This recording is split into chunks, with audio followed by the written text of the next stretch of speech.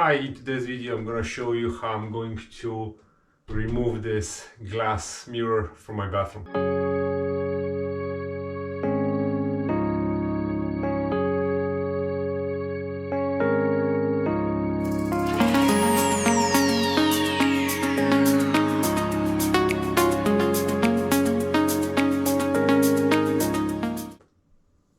Hello again. So as you know, in most American houses we all have this mirror and it's glued into the wall, so it's hard to remove it unless you do some tricks.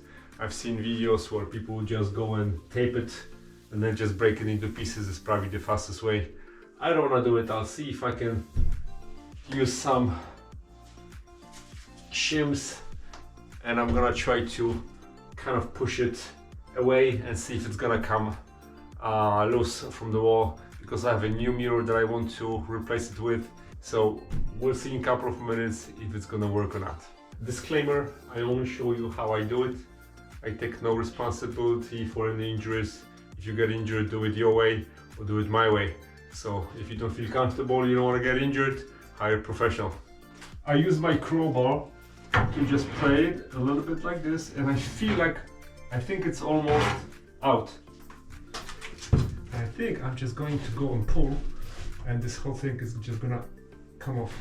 To tell you the truth, it was only those two spots on the bottom that I had to push with my crowbar, and then top of the mirror I basically wiggled, and then I basically pulled a little bit of the paint and of the paper of the sheetrock. Now I just need to go and grab it and put it on the side.